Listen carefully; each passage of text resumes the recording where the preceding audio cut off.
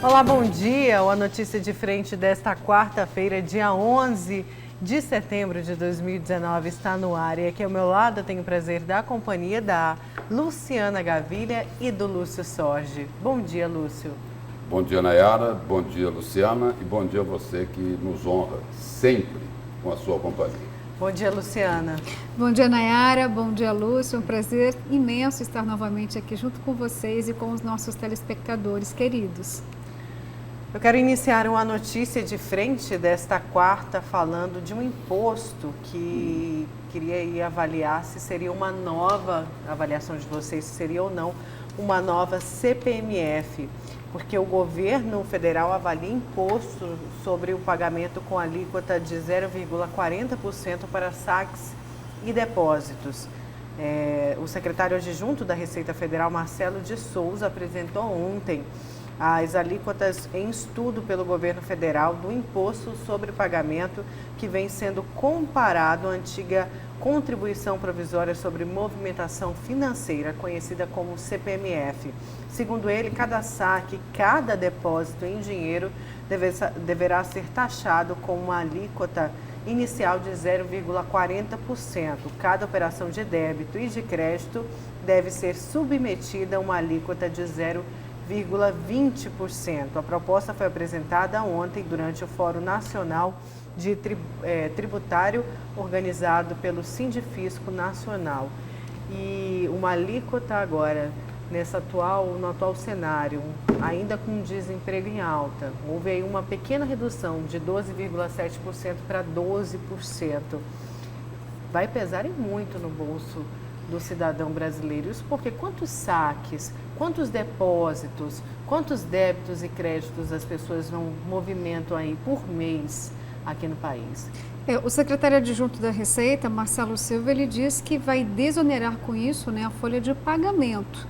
Não sei de que forma isso ainda pode acontecer, mas vem justamente, Nayara e Lúcio, para tentar diminuir um pouquinho o impacto em relação à folha de pagamento, mas o que todo mundo cobra, com certeza os empresários, é uma carga tributária menor, já que todos sentem o efeito dela, inclusive até a reforma tributária é um pedido antes mesmo de que tivesse sido feita a reforma da Previdência, Lúcio.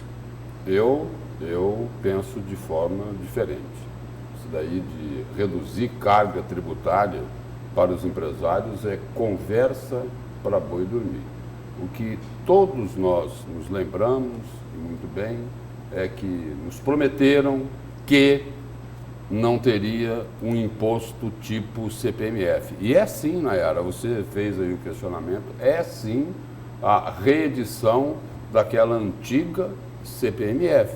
Só não definiram ainda o percentual que vai ser cobrado. Eu já vi, por exemplo, vi ontem uma notícia falando que pode ir de 0,2% até 1%. 1%.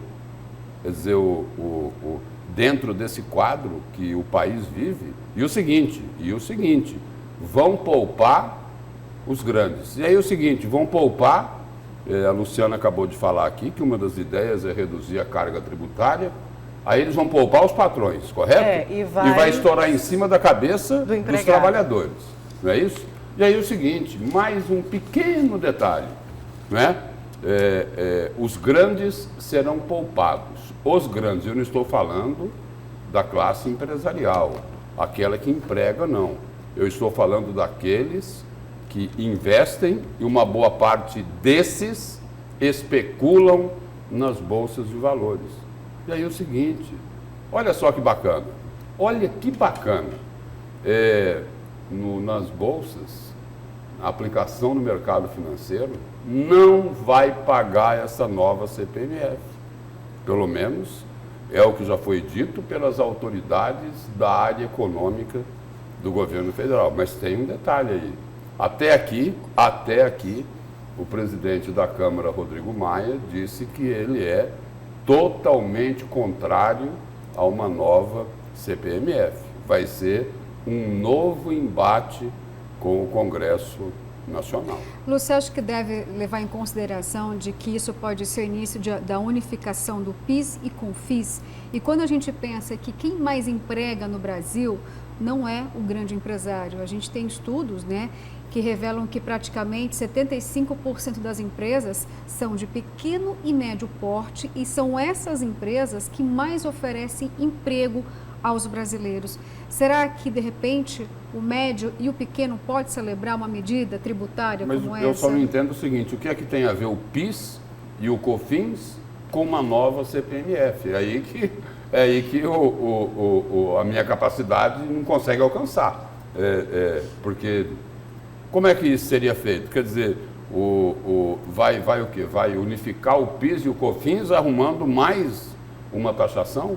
Pois é, na verdade o presidente tinha até falado em entrevista à Folha de São Paulo de que para ter uma nova CPMF tinha que haver uma compensação para as pessoas, senão ele ia acabar arrumando briga com o próprio Paulo Guedes, ministro da Economia. Porém, esse tipo de compensação também, ao meu ver, acaba sobrecarregando aqueles desempregados, as pessoas de baixa renda e colocando da pobreza para a miséria.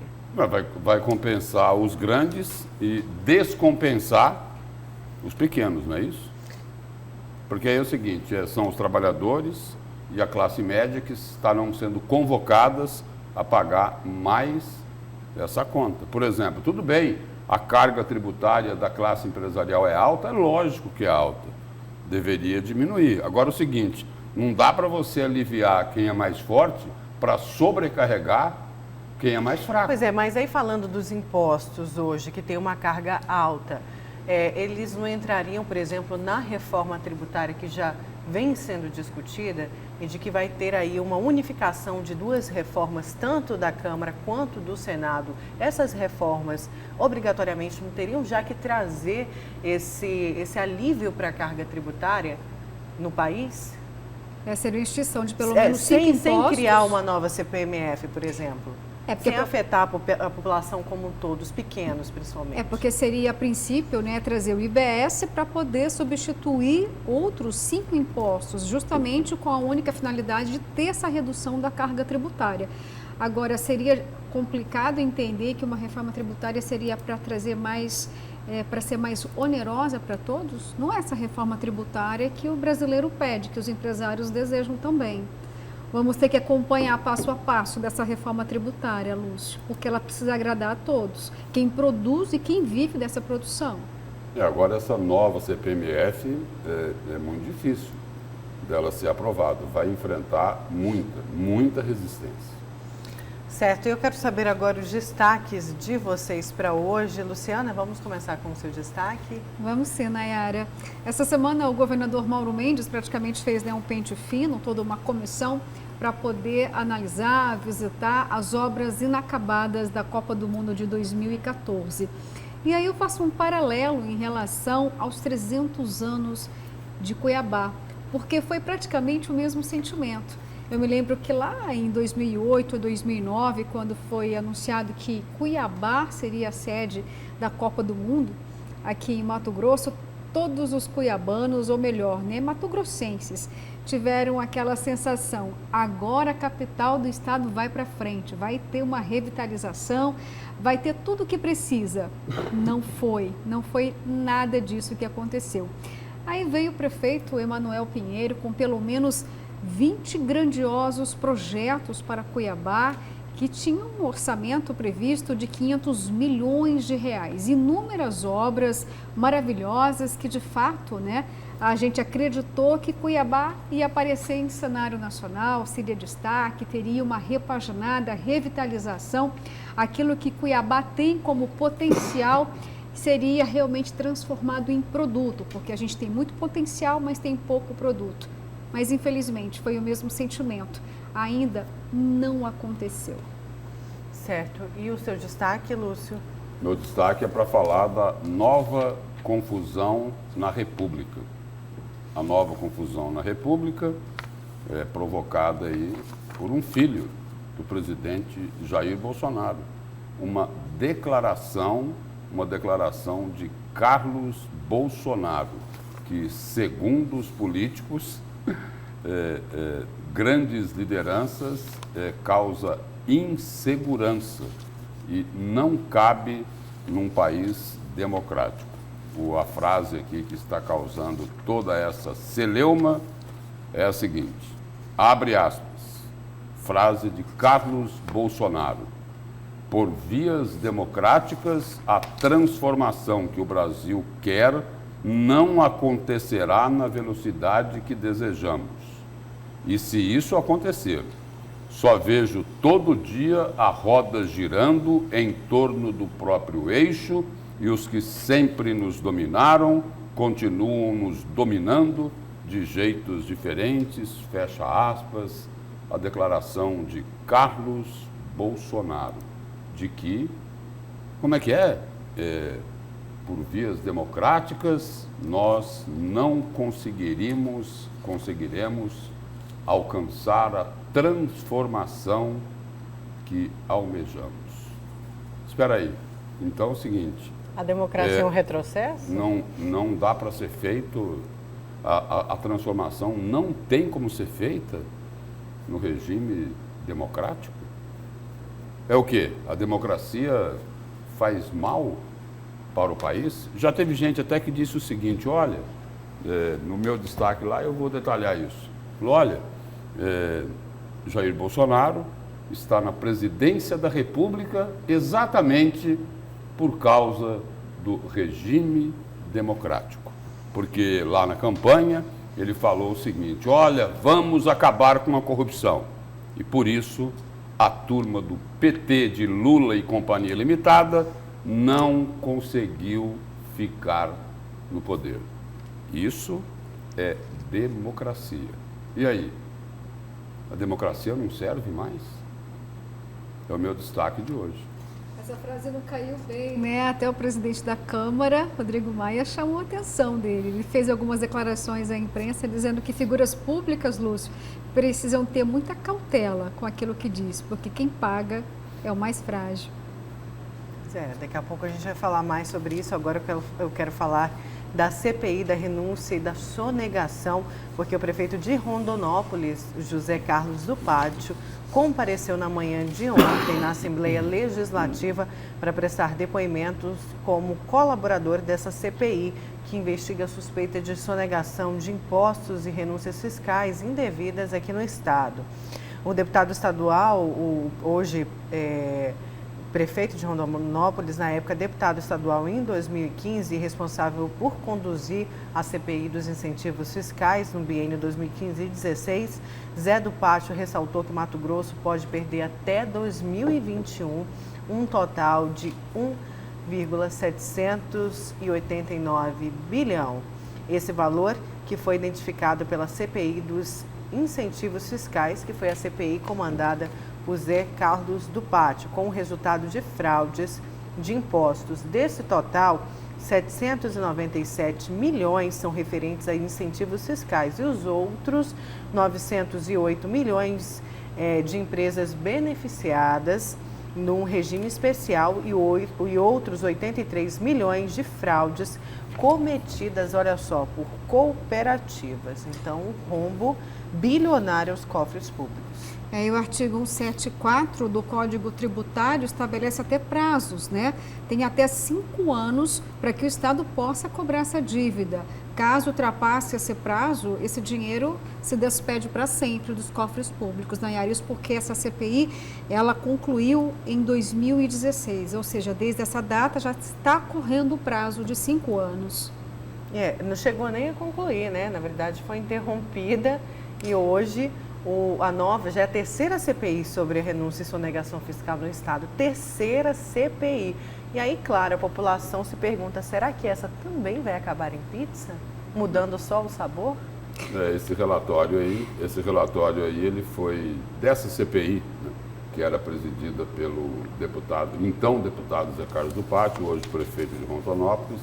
Essa CPI, o relatório dela foi concluído lá em 2016. E aí o prazo limite para a cobrança desse 1,789 bilhões que deixou de entrar nos cofres públicos se encerra em 2021. Portanto, daqui a 2 anos. E aí a pergunta que se faz na mesma linha aí da pizza, não é, Nayara? É o seguinte, de lá para cá, o que é que foi feito com o que foi levantado por essa CPI? Tomaram alguma providência? Foi feita alguma coisa pelos órgãos de controle, fiscalização, investigação? Alguém foi punido? Me parece que não, porque esta é a cobrança que está sendo feita agora na terceira CPI da sonegação e da renúncia fiscal. Não é isso? Tem casos antigos, né? Já falamos aqui no Notícia de Frente, tem casos antigos aí, por exemplo, nessa CPI aqui, presidida pelo Zé Carlos do Pátio, ela ia bem, não é? Até que apareceu uma lista lá de possíveis convocados, né? Os barões e os tubarões do campo e da cidade. Aí esfriou a CPI. Inclusive nem foram, né, os convocados. Tinham lá, queriam convocar lá o rei da soja, rei do algodão. E agora parece que ele vai virar rei do peixe também, né? O que se comenta é isso. Bom, tinha lá a proposta não, tentaram convocar o mega produtor Eraí Maggi. Não deu certo. Pois é, e falando aí dos membros dessa CPI, eu quero destacar o deputado Undanir Bortolini, o Nininho, ele é membro dessa CPI, não é isso? Ele está no setor do agropecuário, se eu não me engano, seria isso, ou de combustíveis? Mas enfim, ele faz parte aí também da comissão, faz parte aí da CPI. Olha, eu quero destacar esta matéria aqui sobre ele. Ele é um dos integrantes da CPI isso, lá da sonegação, que convocou Silval Barbosa, é isso? Isso. Você vai falar do Morro da Mesa. É isso mesmo, então você tem bola de cristal. Eu quero destacar, depois quem tem sou eu, né? Eu quero destacar aqui essa matéria do Folha Max, porque a juíza Célia Regina Vidotti, da Vara Especializada em Ação Civil Pública e Ação Popular, quer ouvir o ex-governador Silval Barbosa e também o deputado estadual Nininho e outros denunciados antes de decidir se bloqueia 77 milhões, como pediu o Ministério Público. Em junho deste ano, o MP ofereceu denúncia contra Silval e Nininho por suposto ato de improbidade administrativa devido ao pagamento de 7 milhões em propinas para beneficiar a Morro da Mesa, concessionária de propriedade da família do deputado. Aí a pergunta também correlacionando a essa CPI.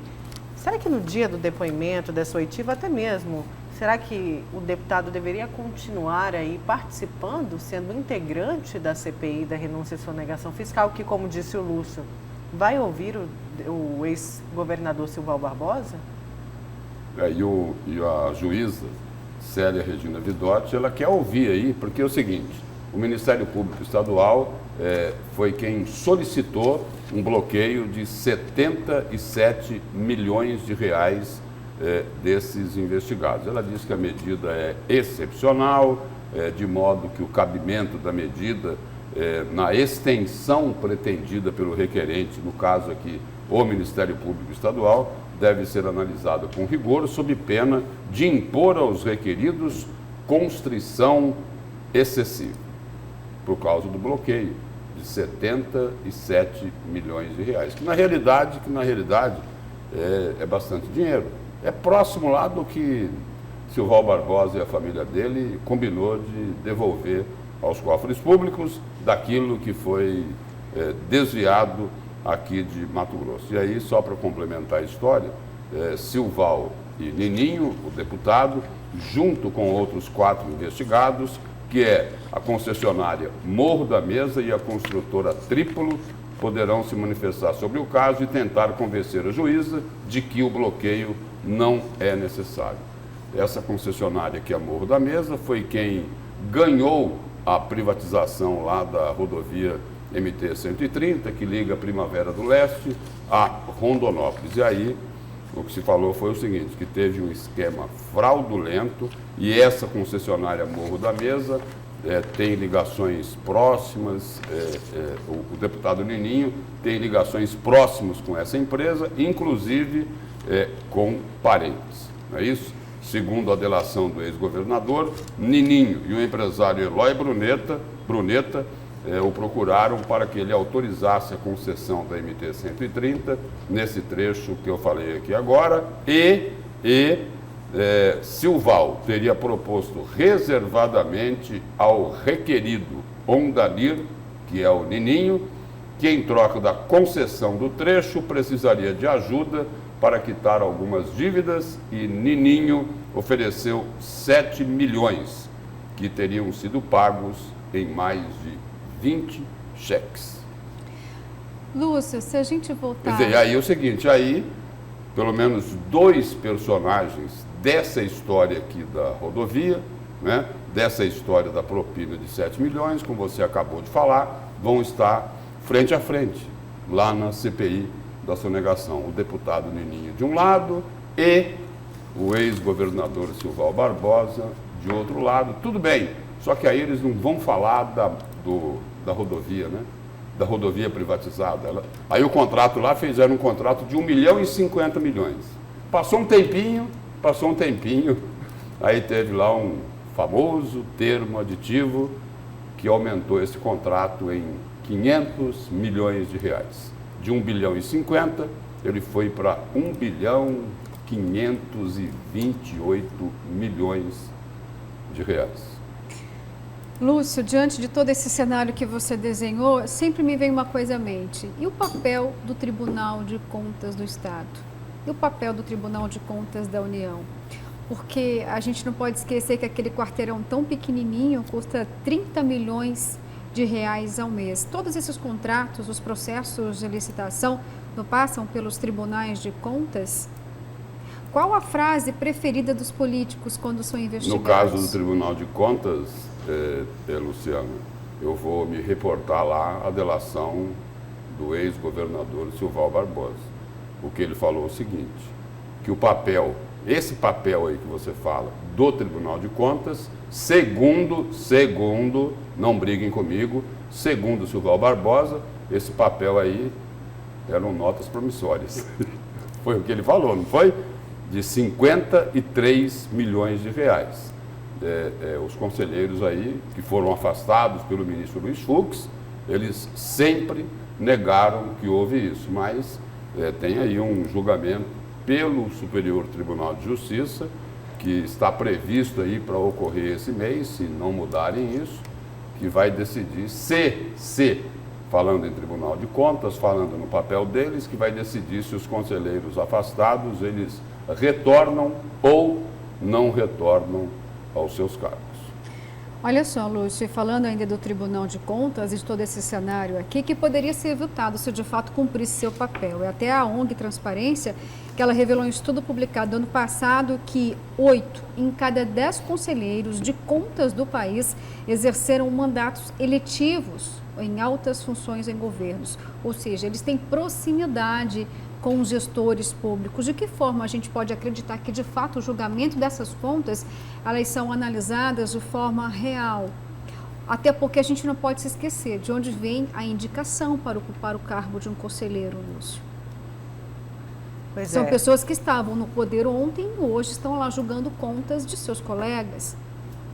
O que é muito questionado, né? Até mesmo pela própria população, que deveria mudar esse tipo de sistema, e é impossível que uma pessoa hoje que é julgada passe a julgar. Não, e dos 27 tribunais de contas do país, praticamente 23% dos conselheiros são investigados. As indicações são políticas, né?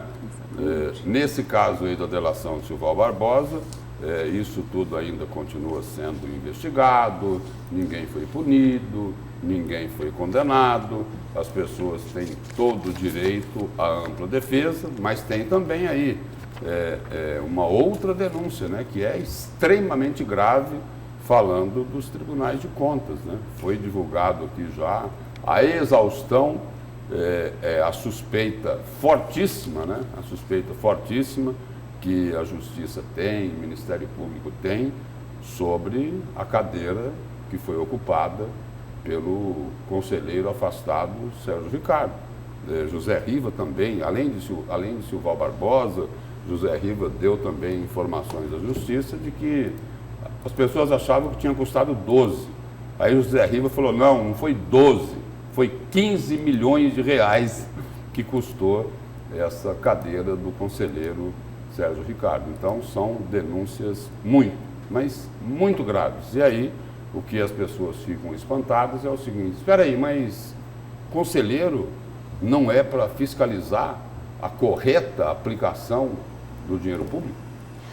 Lúcio, me lembrou agora o fato de que chamou muita atenção, até mesmo durante a Operação Lava Jato, né? Os ex-governadores, por exemplo, Beto Richa, Aécio Neves, Cabral, do Rio de Janeiro, eles diziam a todo momento, mas como as minhas contas foram aprovadas pelos tribunais de contas, como se fosse um órgão que pudesse dar legitimidade de ser idôneo. E a gente percebe que isso acontece não só em Mato Grosso, como eu citei aqui os nomes dos ex-governadores do Paraná, Rio de Janeiro e Minas Gerais, isso se repete, porque são aliados políticos que estão nos tribunais de contas. Também acontece isso no plano eleitoral, né? A sociedade civil está de fora. Quando as pessoas são acusadas de Caixa 2, de Caixa 3, fala assim, olha, não, isso tudo foi declarado, minhas contas foram aprovadas pelos tribunais regionais eleitorais. E aí está tudo certo. Até que a Lava Jato descobriu que tinha esquema até no Caixa 1. É isso? Exato, infelizmente, né? E olha, sem dinheiro, a reitoria da UFMT baixou uma série de medidas para conter despesas, mas gera críticas de servidores e também estudantes. Os detalhes com o repórter Antônio Carlos Silva. Os manifestantes saíram da sede do Sintuf, o Sindicato dos Trabalhadores da Universidade Federal de Mato Grosso, localizado aqui mesmo no campus, e seguiram em passeata até aqui a reitoria da UFMT.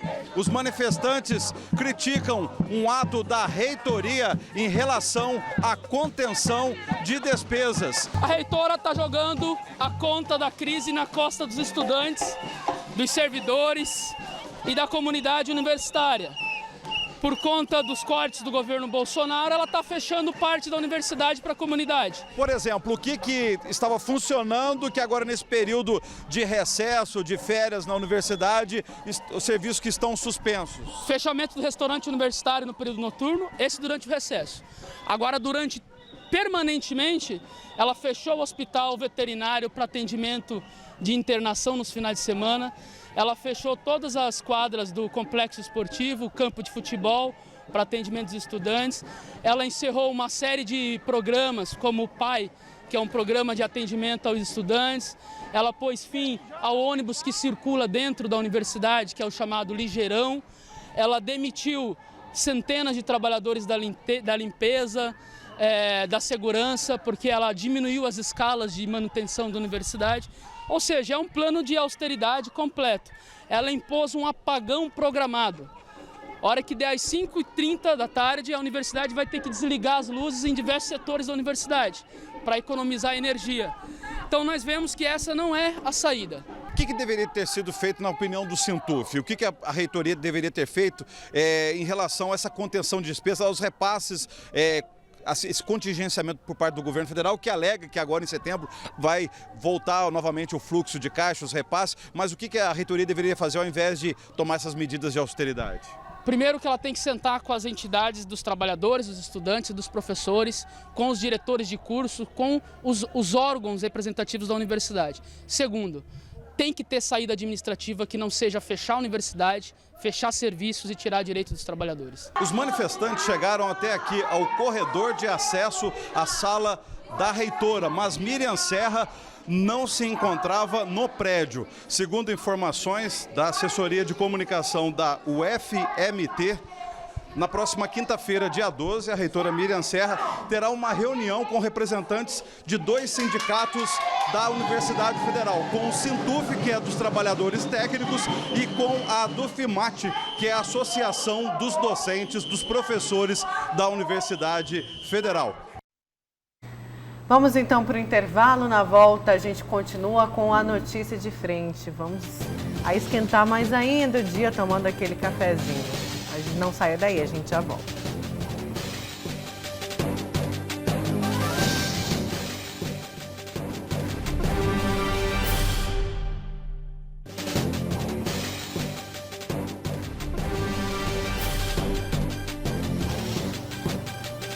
Voltamos com a notícia de frente desta quarta e vamos saber agora quem são os nossos cúmplices, quem nos ajudam a fazer a notícia de frente. Lúcio?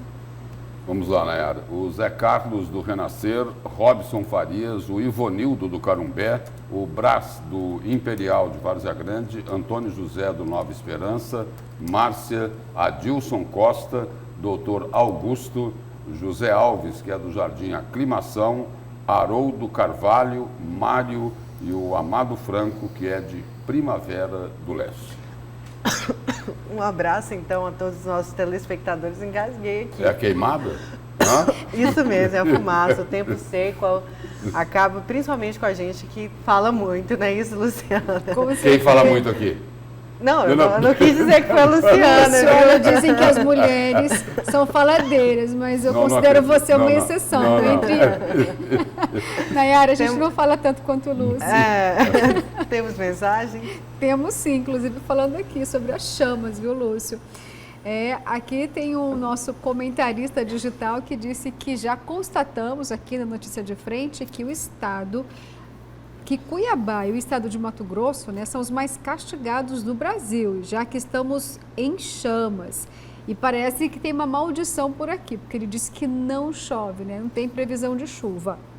Realmente, a previsão de chuva, pelo menos para os próximos 20 dias, não tem essa previsão, não é isso? Olha, dei uma notícia hoje, inclusive no Jornal da Manhã, fiquei até triste ao comentar essa notícia, Nayara, que faz 4 meses que não chove, a última chuva foi no dia 9 de maio, infelizmente não tem precipitações previstas para os próximos dias, mas a gente tem aí a previsão de que a umidade relativa do ar vai ficar abaixo ainda dos 15%, ou seja, chamas por todos os lados. E, infelizmente, ainda incêndio criminoso, hein? Ontem o Corpo de Bombeiros disse que há denúncias de que 2 pessoas com características indígenas, a princípio, estavam atendo fogo lá no Portão do Inferno. Inclusive eu quero destacar uma matéria aqui que vem do Portal Gazeta Digital. Vamos a essa matéria aqui do GD, do Portal Gazeta Digital, que é da Jéssica Bachega. Olha, o calor deixa Cuiabá e 27 cidades em alerta de risco de morte. O Instituto Nacional de Meteorologia alerta para forte onda de calor em Mato Grosso, com temperatura quinta a 5 acima, né, da habitual, para dar 5 graus Celsius acima da habitual para a data. O comunicado do Instituto ressalta até o risco de morte devido ao tempo muito seco. O alerta foi divulgado ontem e o IMET já publicou um aviso. Hipertermia, risco de morte, temperatura 5 graus Celsius acima da média num período maior de 5 dias, foi o alerta do IMET. Então tem que ter muita atenção, principalmente se você tem criança ou idoso aí em casa, evitar o sol mais forte, que é a partir das 10 até as 16 horas. Olha, eu quero chamar agora a entrevista que a gente fez no Jornal do Meio-Dia ontem. Nós conversamos com o conselheiro estadual da OAB de Mato Grosso, Hélio Nishiyama. Ele falou sobre a lei de abuso de autoridade sancionada pelo presidente Jair Bolsonaro com 36 vetos. E a OAB não gostou nada desses vetos. Você confere agora na entrevista. Já existe uma lei de abuso de autoridade. Até mesmo na opinião da entidade, ela não precisa ser aperfeiçoada ao invés de uma nova lei. Eu falo isso justamente porque a população se movimentou, principalmente as entidades, inclusive a Polícia Federal também disse que essa nova lei seria uma mordaça às entidades e inclusive ao trabalho que é feito de combate à corrupção, que a lei serviria principalmente para punir quem prendesse aí os grandes, os criminosos do colarinho branco. 2 pontos merecem reflexão, né? O primeiro, como eu disse, a lei, o crime de abuso de autoridade já antecede 2019, ela já está contemplada desde 1965, inclusive prevendo situações que hoje estão sendo rotuladas de mordaça. Esse é o primeiro ponto. O segundo ponto que não está sendo exposto com clareza, né, é que da forma como foi vetado o projeto de lei, da forma que se encontra vetado, hoje, né, aqueles crimes tradicionais de abuso de autoridade estão descriminalizados. Isso porque a lei que eu me refiro, de 1965, ela se encontra claramente revogada pela nova lei, né, que se está em discussão. Então, ou seja, aprovando, não havendo a derrubada desses vetos da forma como foram postos, se não houver a derrubada pelo Congresso Nacional, fatalmente, situações que eram criminalizadas à luz da lei anterior não será mais punidas sob a ótica do direito penal. Agora, conselheiro, colocando uma espada sobre a cabeça de promotores, procuradores, juízes, desembargadores, a sociedade fica desprotegida também, não fica? Porque Ministério Público, Poder Judiciário vão ficar com receio de tomar as decisões que eles precisam tomar. A OAB não enxerga sobre essa ótica. Todos nós, né, no sentido mais amplo do termo, incluindo juízes, promotores, delegados, advogados, ministros, todos nós estamos submetidos ao império da lei. Né? Nós vivemos, por força constitucional, num Estado democrático de direito. Então, todos nós devemos respeito às leis. O que a lei pune, o que ela combate, são abusos. Então, eu não vejo que aquele juiz, aquele delegado, aquele promotor de justiça que está agindo nos limites da lei, que ele teria contra si uma espada. E sim, né, somente aqueles que eventualmente abusar do seu poder. Agora, limitar o uso de algemas, como estava lá na lei, não é uma temeridade? O limite do uso de algema não é algo novo. Né? O Supremo Tribunal Federal já regulamentou o uso de algema. E temos que pensar que a algema ela tem que ser um mal necessário. Né? Há uma regulamentação para o uso de algema. Não se pode algemar de forma indiscriminada todos. Né? Ela tem uma finalidade. Agora, quem reclama muito de algema são os políticos corruptos, não é, conselheiro? Eu vejo Eles é que reclamam, porque eu não vejo outro tipo de reclamação. A discussão sobre o projeto de lei parece que está focada nos crimes de colarinho branco, quando, na verdade, a maioria dos seus dispositivos legais, inclusive quando se fala de algema, a maioria dos seus dispositivos legais visa proteger aquele cidadão que está lá na ponta, aquele cidadão que está na periferia, aquele cidadão que também precisa ser tutelado pelo direito penal. Mas isso não existia antes. Existiu com o advento da Lava Jato, toda essa preocupação, não é? Talvez tenha vindo de forma concomitante, não consigo estabelecer essa relação, até porque, como eu disse, eu não enxergo que esses crimes foram criados especificamente para os crimes de colarinhos brancos. Pois é, agora o que engrossa a crítica da OAB seria o veto, principalmente a criminalização das prerrogativas. Por que é preciso criminalizar as prerrogativas dos advogados, conselheiro? A advocacia, ela tem que ser vista como uma peça indispensável à celebração da justiça. É o advogado que está dentro do processo, dentro do inquérito, representando o seu constituinte. Temos que enxergar o advogado não em defesa do seu próprio direito apenas, mas em defesa do direito do seu cidadão, Quando o advogado está na delegacia de polícia reivindicando a cópia de um procedimento, por exemplo, ele não está agindo em interesse próprio, ele está agindo em interesse de um cidadão. Quando o advogado, por exemplo, precisa despachar com um magistrado, com um desembargador, ele não está lá para tratar de assuntos pessoais, e sim do seu constituinte. Então, o advogado, ele precisa sim ter suas prerrogativas garantidas em lei. O nosso estatuto prevê, elenca nossas garantias. O que o projeto trouxe é a criminalização da ofensa às prerrogativas. E para a advocacia, isso é indispensável, até para que garanta uma paridade de armas entre a advocacia, entre o Ministério Público e a própria magistratura. Agora, o que não pode aí é que um projeto como esse acabe contribuindo para aumentar a impunidade. E a impunidade dos grandes, né? Dos grandes, de quem assalta os cofres públicos. Isso não pode ocorrer, não é, conselheiro? E nem está ocorrendo de forma alguma, né? Como eu disse, o projeto não vem com o propósito de restringir. A lei ainda não entrou em vigor, né? Vão analisar os vetos. Sim, mas da forma como ela foi aprovada pela Casa da População, Congresso Nacional, da forma como ela foi aprovada, ela tem como viés combater os abusos, não o exercício regular da atividade do juiz, do delegado e do promotor de justiça.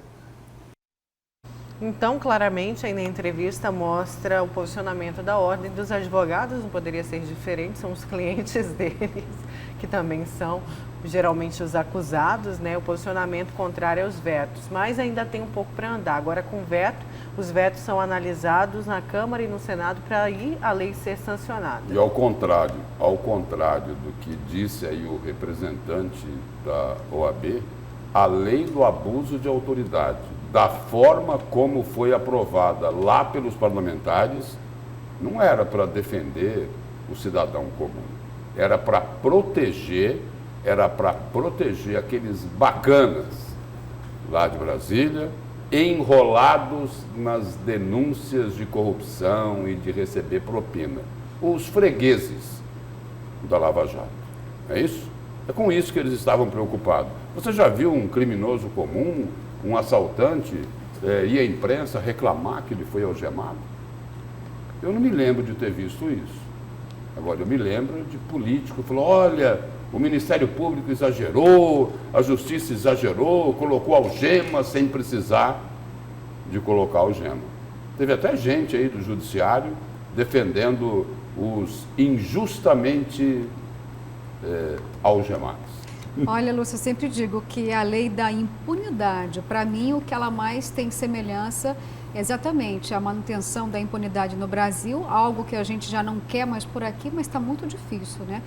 Até porque agora os defensores da derrubada do veto do presidente Jair Bolsonaro querem o mais rápido possível análise isso no Congresso, não quer esperar mais tempo não, quer manter ainda quando o assunto está quente para poder tentar de qualquer forma derrubar todos os vetos do presidente. Uma coisa é conter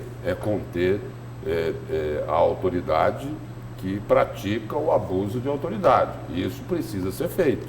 Ninguém pode fazer isso. Tem que a lei tem que funcionar nesses casos. Agora, a lei de abuso de autoridade, ela não pode ser aprovada para proteger bandido. Isso é que não pode.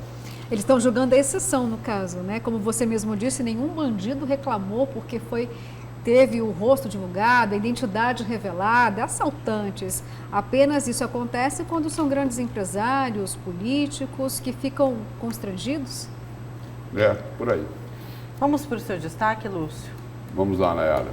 Tem mais uma confusão na República. E essa confusão aí, ela foi gerada aí por uma declaração de Carlos Bolsonaro, filho do presidente da República. A declaração dele foi a seguinte, abre aspas, ele fez uma postagem lá e a frase dele foi a seguinte: por vias democráticas, a transformação que o Brasil quer não acontecerá na velocidade que almejamos. E se isso acontecer, só vejo todo dia a roda girando em torno do próprio eixo e os que sempre nos dominaram continuam nos dominando de jeitos diferentes, fecha aspas, foi a frase de Carlos Bolsonaro. E causou uma polêmica danada. O presidente da Câmara, o Rodrigo Maia, afirmou que não cabe, num país democrático, a declaração do vereador Carlos Bolsonaro, e aí ele relembra aqui que, segundo a qual, por vias democráticas, não haverá mudanças rápidas desejadas nesse país. O presidente da Câmara chegou até a dizer o seguinte: olha, eu preferia nem comentar esse assunto porque é uma declaração que não cabe num país democrático. Mas a gente viu, continuou lá Rodrigo Maia, mas a gente viu o que aconteceu com a Venezuela, são mais de 1.000 venezuelanos todos os dias passando a fronteira para o Brasil, pessoas passando fome e necessidade. É isso que deu a pressa da Venezuela sem um sistema democrático. E aí o seguinte, para o presidente da Câmara, é preciso que figuras públicas prestem mais atenção às falas. A conta das nossas frases, quem paga é o povo mais pobre. E aí, o vereador Carlos Bolsonaro não pode se esquecer, segundo sugere aqui Rodrigo Maia, de que além de vereador, ele é filho do presidente da República. E que Rodrigo Maia também completa dizendo que frases como essa devem colaborar muito com a insegurança de empresários brasileiros e estrangeiros. e a gente tem que tomar cuidado com as nossas narrativas, porque muitas vezes são, além de frases mal colocadas, que se causam danos ao povo mais carente do país. E aí o entendimento dos aliados do presidente é de que rebater declarações aumenta a visibilidade do vereador. O presidente tem adotado uma postura de não polemizar com as falas do Planalto. O presidente aqui, no caso, é o presidente da Câmara, Rodrigo Maia. No caso lá da Amazônia, por exemplo, ele buscou se distanciar de Bolsonaro sem fazer ataques diretos ao presidente. E teve mais repercussão. A postagem inicial de Carlos Bolsonaro recebeu uma série de críticas. Além de Rodrigo Maia, falaram a respeito o presidente interino Hamilton Mourão, o presidente do Senado, o ex-ministro Ciro Gomes e o governador paulista João Dória. O general Mourão, general de reserva, defendeu a importância do regime democrático e disse que é possível aprovar medidas com mais celeridade negociando com o poder legislativo. E aí ele salientou também que se não fosse o regime democrático, o presidente Jair Bolsonaro não teria chegado ao comando do Poder Executivo e afirmou que o atual sistema político representa um dos pilares da civilização oriental. E aí é o seguinte, como a confusão foi generalizada, a repercussão foi muito grande, o vereador Carlos Bolsonaro justificou sua afirmação do dia anterior. O vereador chamou os jornalistas de canalhas por terem, segundo ele, interpretado de forma equivocada a frase postada por ele na segunda-feira. Ele disse ainda que a declaração sobre democracia se trata de uma justificativa aos que pedem mudanças urgentes e não uma defesa dele da ditadura militar. O que falei por vias democráticas, disse o vereador Carlos Bolsonaro, é que as coisas não mudam rapidamente. É um fato, uma justificativa aos que cobram mudanças urgentes. O que os jornalistas espalham. Carlos Bolsonaro defende ditadura. Canalhas, disse o vereador Carlos Bolsonaro. E aí, nessa explicação dele, eu queria ver se eu consigo dar uma contribuição. Não é isso? Ele diz o seguinte, que ele foi mal interpretado, que ele queria dizer o seguinte, que na democracia as mudanças demoram mais. Mas aí é o seguinte, por vias democráticas, a transformação que o Brasil quer não acontecerá na velocidade que almejamos, e se isso acontecer. Agora, que tal se o vereador Carlos Bolsonaro pensasse um pouco mais antes de falar e colocasse os termos, as palavras mais apropriadas para que não corresse o risco dele ser mal interpretado. E ele não foi mal interpretado. Não foi mal interpretado. Ele é filho do presidente da República, deu uma declaração de que a democracia é muito lenta, que demora muito, né? Mas ele podia ter colocado isso de uma forma mais competente, não é isso? Mais clara. Agora, você quase falou calo Bolsonaro. Não deixa de ser um calo, né, para o presidente da República, porque no atual momento, e diante de tantas declarações que já foram, inclusive, criticadas do próprio presidente, para a imagem do presidente, não precisa de mais essa de um filho falando esse tipo de coisa. E foi criticado também, Lúcio, pelo vice Hamilton Mourão. Não, eu acabei de falar aqui agora, né, que o vice Hamilton Mourão, ele colocou aqui que... Mas eu achei que você ainda estava falando do Maia. É porque todo mundo criticou. Ele falou aqui. E é o seguinte, uma besteira desse tamanho, você falou em calo, né? Calo Bolsonaro. Dá calo na língua, né? Porque a besteira é grande demais, não é isso? E aí é o seguinte, para o senhor Carlos Bolsonaro, os canalhas são os jornalistas. Mas quem falou foi ele, quem postou foi ele. Foi ele que disse. Era para manter em Que segredo. a transformação que o Brasil não acontecerá na A velocidade interpretação de texto. que almejamos. O que é isso? O que é isso? Né? Quer dizer, aí o próprio general Mourão, né, que foi lá, participou do regime militar também, não é isso? Que é o general Mourão. Que é um general, já ele diz o seguinte: olha, é possível aprovar medidas com mais celeridade. Será que eles imaginam? Será que alguém imagina que possa ter uma solução boa para o país fora do regime democrático? E, Luciano, o pessoal tinha medo do vice, né? Dos posicionamentos por ser general e por vestir a farda, tinha-se muito medo do vice. Mas ele mostra aí, mais uma vez, a sensatez e se mostrou muito exato, mais uma vez, nas palavras do vice Hamilton Mourão. O governo já foi muito fragilizado por tantas frases. É preciso ter um pouquinho mais de tato Ele mostra mesmo. maturidade. Né? Exatamente, maturidade. Nesse momento que o Brasil vive e pede essa transformação, é importante a gente ter figuras mais diplomáticas, né? É preciso, de fato, ter cuidado com aquilo que se diz e aquilo que se quer dizer, principalmente. E sobre o seguinte, e tem mais, eu queria só fazer uma última colocação aqui. Carlos Bolsonaro reclamou e distratou os jornalistas, dizendo que os jornalistas interpretaram a fala dele, e aí ele chama os jornalistas de canalhas. Agora, espera aí, ele quer dizer o seguinte também: ele quer ensinar o jornalista como é que o jornalista deve se portar profissionalmente. O que é que o jornalista teria que fazer? Publicar esta pérola do filho do presidente da República? Só publicar o abre aspas e o fecha aspas e não comentar absolutamente nada em cima de uma besteira desse tamanho? Esse é o papel do jornalista. O jornalista tem que interpretar os fatos. Este é o compromisso que aqui no caso da TV nós temos com o nosso telespectador. É traduzir a notícia para ele. Espera aí, o que é que o senhor disse aqui?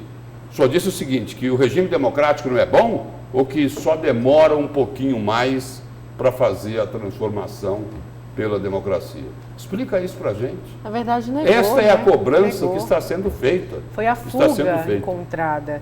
É negar e jogar aí a responsabilidade da fala para o outro lado, o lado de quem interpretou. Aí a gente tem que pôr quem que, na verdade, o adjetivo que ele usou nesse contexto, quem seria o canalha? A imprensa?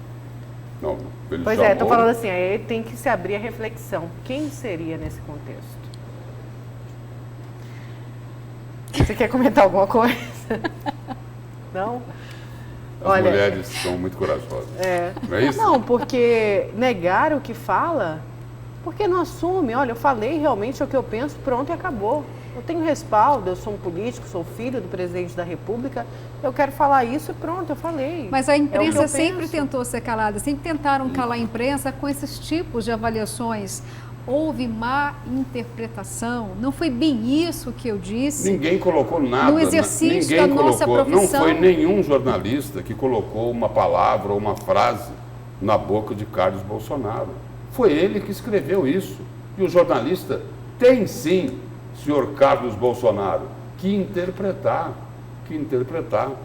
declarações importantes, até porque é o seguinte, é uma declaração importante porque ele é vereador e filho do presidente da República.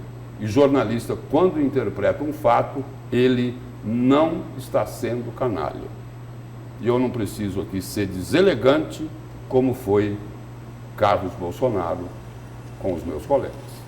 Muito bem colocado, Lúcio. Olha, e já que a gente está falando aí de Carlos Bolsonaro, e eu quero voltar e falar do partido, do PSL, porque a senadora Selma, sob pressão, garante apoio à CPI da Lava Toga e convoca a população para manifestação. A senadora Selma Arruda, do PSL, mantém seu posicionamento em relação à assinatura do requerimento de criação da Comissão Parlamentar de Inquérito para investigar o Poder Judiciário, batizada de CPI da Lava Toga. A juíza aposentada também convocou a população para manifesto a favor das investigações. O ato vai acontecer no final do mês em Brasília. Ontem, Selma almoçou com mais senadores favoráveis a esta CPI e publicou, inclusive, vídeo nas redes sociais. Situação de Selma Arruda está favorável no momento, Lúcio? Ela enfrenta aí um processo, né? Foi cassada por unanimidade aqui no Tribunal Regional Eleitoral. Esse processo agora, o registro, né, dela e do suplente foi cassado aqui pelo TRE. Esse processo agora vai ser julgado pelo Tribunal Superior Eleitoral. Só relembrando o que nós dissemos no programa de ontem aqui, a senadora assinou essa CPI, não é? Da Lava Toga. Aí foi divulgada a informação no início dessa semana que ela estaria sendo pressionada pelo partido dela, o PSL, para retirar a assinatura dessa CPI, e também se disse que esse seria o motivo dela estar descontente com o partido dela, que é o mesmo partido do presidente da República. E agora tem esta outra informação aqui da senadora convocando aí para uma grande manifestação em Brasília a favor da CPI da Lava Toga. Aí o seguinte, a impressão que fica, me parece que a mensagem que está aí embutida é de que a situação dela é muito difícil no Tribunal Superior Eleitoral. Dá a impressão seguinte, de que com essas atitudes aí, ela acha que não conseguirá manter o mandato dela. É a impressão que eu tenho. Posso até estar equivocado, mas a impressão que eu tenho é de que a forma como ela está se colocando nessa questão do judiciário passa essa mensagem. É lógico que precisa se investigar o judiciário brasileiro.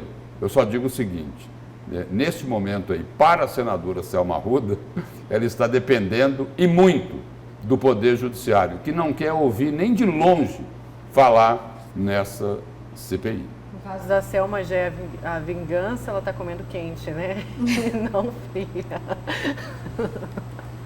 Vamos para o intervalo. Na volta a gente vai falar do prefeito Emanuel Pinheiro e também do governador Mauro Mendes, essas desavenças aí entre esses dois. Vamos falar sobre isso daqui a pouco, então não saia daí.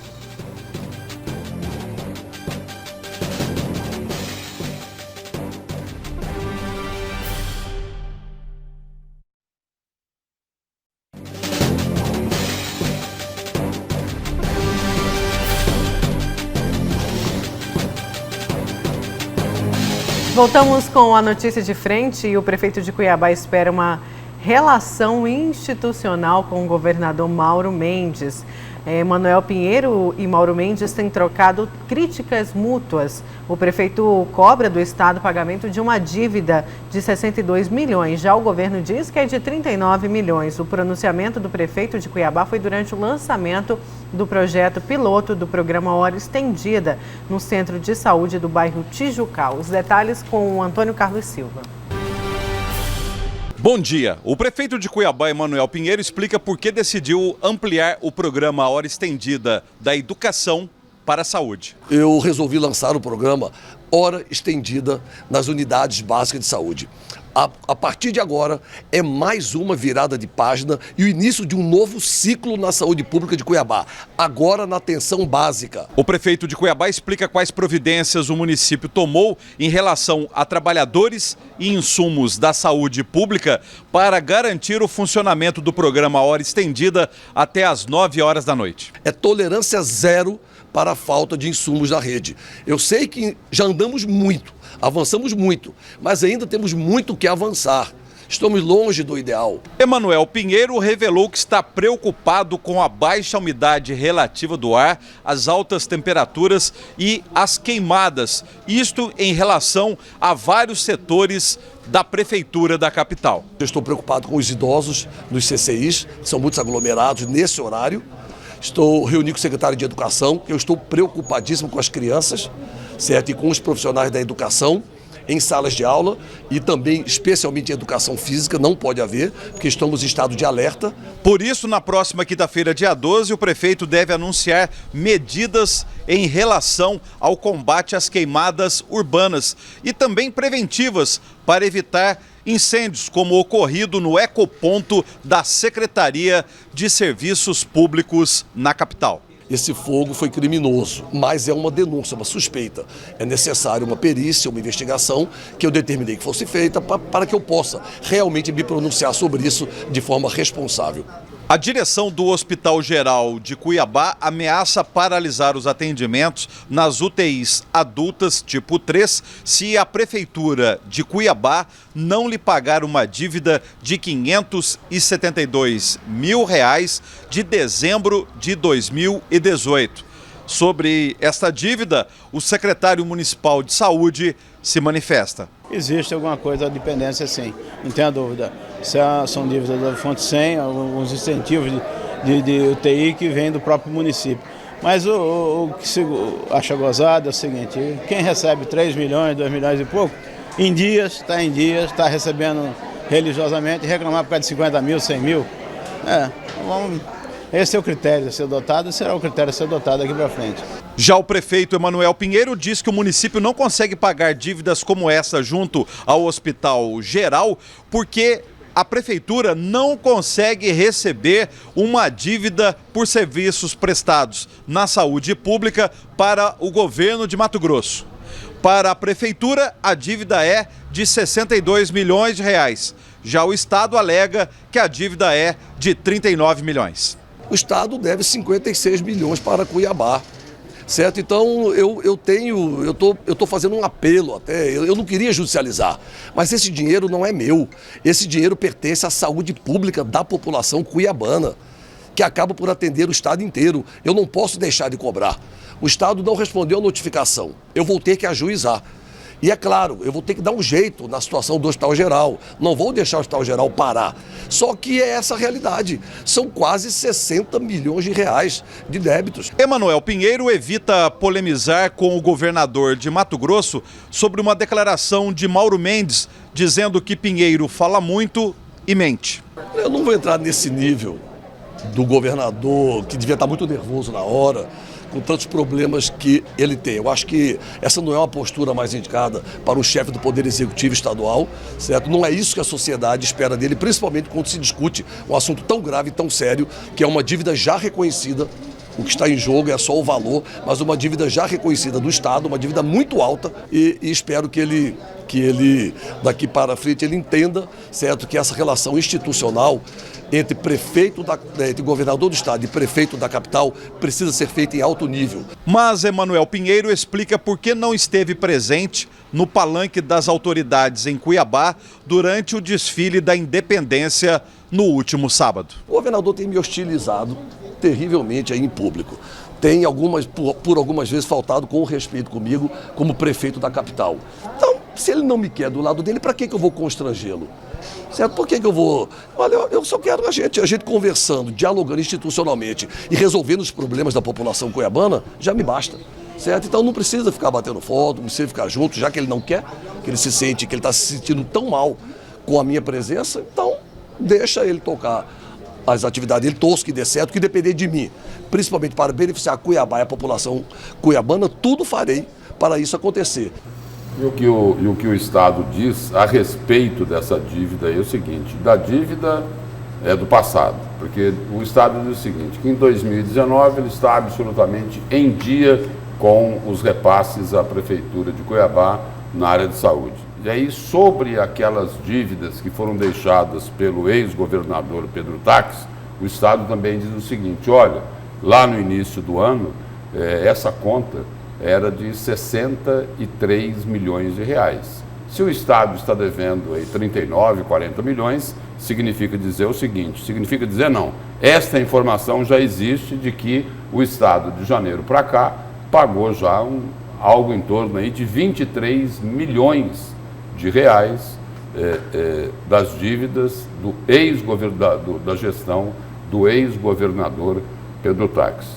A verdade é que essa polêmica aí é muito, muito grande, cada hora tem uma troca de farpa aí, nessa fala aí que o prefeito se referiu à declaração do governador, o governador disse o seguinte, conversa muito, fala muito, trabalha pouco e mente bastante, referindo-se a Emanuel Pinheiro. Aí Emanuel fala o seguinte, olha, eu estou sendo terrivelmente hostilizado por Mauro Mendes. Aí a impressão que se tem é que o prefeito Emanuel Pinheiro está tentando se colocar na condição de vítima, falou, olha, se Mauro Mendes não quer conversa, tudo bem, deixa ele para cá, eu vou ficar de um lado e ele fica do outro.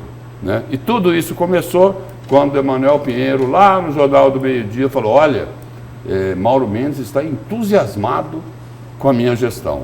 Aí veio aquele relatório da Secretaria do Tesouro Nacional e Mauro Mendes falou, olha, esse rebaixamento da nota de Cuiabá aí tem tudo a ver com uma gestão que não é eficiente. E aí, resumindo tudo isso, nós estamos o quê? Há mais de um ano das eleições de 2020 e a campanha já está na rua. Luciana?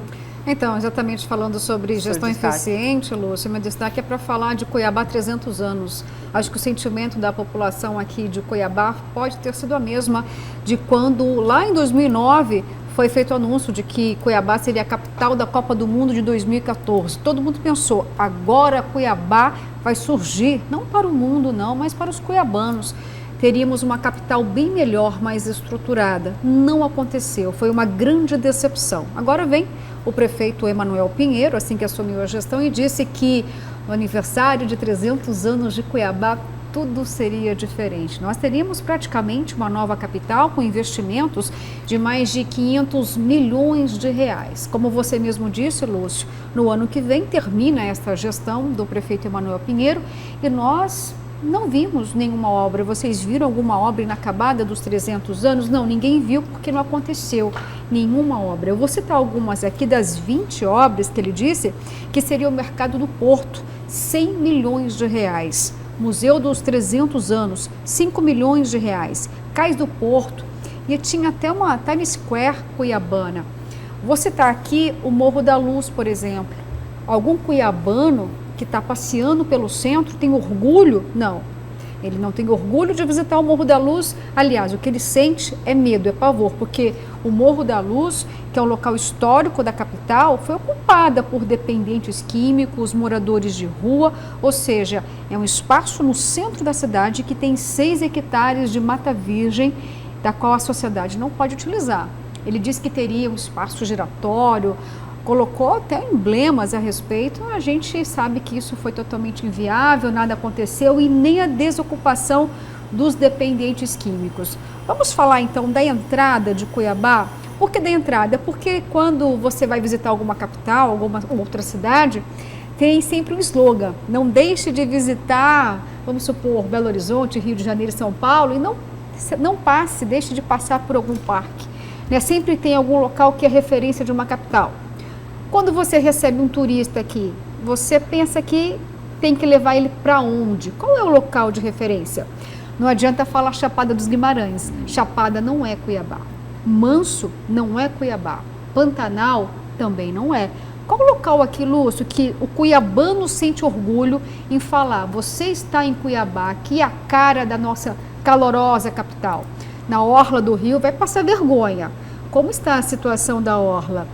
Completamente degradada. O centro de Cuiabá, eu disse aqui do Morro da Luz, mas tem outros pontos também que são praticamente intransitáveis. Está abandonado. Eu sei que o prefeito até teve uma atenção em relação à questão do lixo sustentável, reformou algumas praças, mas isso é o suficiente para abrigar os 300 anos de Cuiabá? Pois é, isso só engrossa mais esta briga? Porque a gente até falava uma vez aqui na Notícias de Frente. O governador inaugura, lança uma obra, a prefeitura lança outra, e assim vai sucessivamente. Mas ainda acho que é completamente insuficiente para o que Cuiabá precisa, até porque a gente está correndo atrás de asfalto que ainda não tem. Como que uma capital, Lúcio, a população passa aí 50, 60 anos cobrando infraestrutura básica? Já imaginou se tivesse uma CPI do asfalto? Porque todo mundo diz o seguinte nos bairros, que a rua consta como asfaltada. É o discurso que a gente ouve há muitos anos. Deveria ter uma CPI do asfalto, porque uma capital ainda como sendo a capital do agronegócio não tem nem infraestrutura básica. Luciana e Lúcio, uma última notícia agora. Olha, a Procuradora-Geral da República, Raquel Dodge, defendeu em parecer publicado na terça-feira a permanência do afastamento imediato e da cassação da senadora Selma Arruda, que no mês de abril foi cassada por crime de Caixa 2 no TRE. A senadora está tentando desde então se manter no cargo com um recurso. Então, o parecer da Procuradora-Geral da República, Raquel Dodge, é pela solicitação, o afastamento de Selma e também uma nova eleição para o Senado aqui em Mato Grosso. E aí, essa manifestação da Procuradora-Geral da República, Raquel Dodge, me parece que vai, assim, que coincide com aquilo que a gente falava aqui agora há pouco, né? Que a postura da senadora Selma Arruda, nesse caso aí da CPI da Lava Toga, nos passa a impressão que ela já está acreditando que não conseguirá manter o mandato dela de senadora da República. Não é isso? Isso mesmo. Vamos então, Lúcio e Luciana, obrigada. Bom dia. Bom dia. Obrigada, bom dia. Bom dia.